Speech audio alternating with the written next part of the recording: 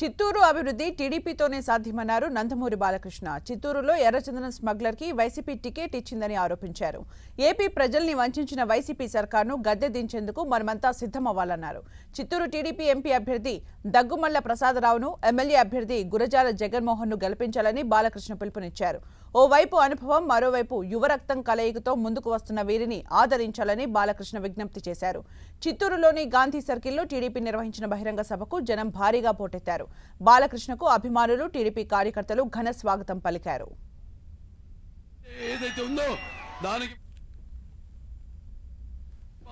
మన ఆత్మగౌరవానికి, మన సంక్షేమం కోసం, మన సంరక్షణ కోసం, మన అభివృద్ధి కోసం మనమంతా కూడా తిరిగి కుల మత భేదాలకు అతీతంగా అందరు కూడా ఒకటై మనమంతా కూడా ఈ యొక్క రాక్షస పాలన, ఈ యొక్క చీకటి పాలన ఏదైతే ఉందో, ఈ అరాచక పాలన ఏదైతే ఉందో, ఈ యొక్క రాజయుగం పాలన అయితే ఏదైతే ఉందో దానికి మనమంతా ఉద్యమించి ఇలాగే వచ్చుదైక కుటుంబంగా సారేజా అన్న నినాదంతో ఆనాడు అధికారంలోకి వచ్చి ఆ ఒక ఛాన్స్ ఏంటి, కోడి కత్తి గొడ్డలి, అలాగే మొన్న గులక రాయి, సిద్ధం అంటాడు. దేనికి సిద్ధమో అర్థం కాదు. మరి 1600 ప్రజాధనాన్ని రాష్ట్రమంతా కూడా హోర్డింగ్స్ పెట్టించాడు సిద్ధమని. దేనికి సిద్ధమని అడగండి.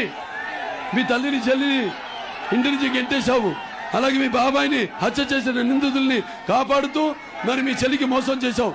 దానికి సమాధానం చెప్పడానికి సిద్ధమా?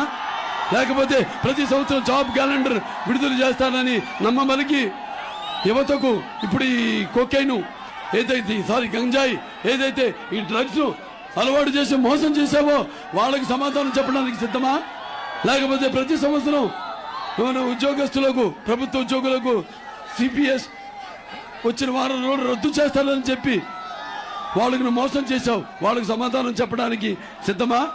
లేకపోతే రాజధాని లేని రాష్ట్రంగా మన 3 రాజధానుల పేరుతో అమరావతి రైతులు వాళ్ళ చేస్తున్న ఉద్యమాలకైతేనేమి వాటికి అడ్డుకట్టలేస్తూ చట్టబద్ధంగా వాళ్ళకి ఇబ్బందులు పెడుతూ మరి ఒక పైశాచిక ఆనందం పొందుతున్న వాళ్ళకి సమాధానం చెప్పడానికి సిద్ధమా?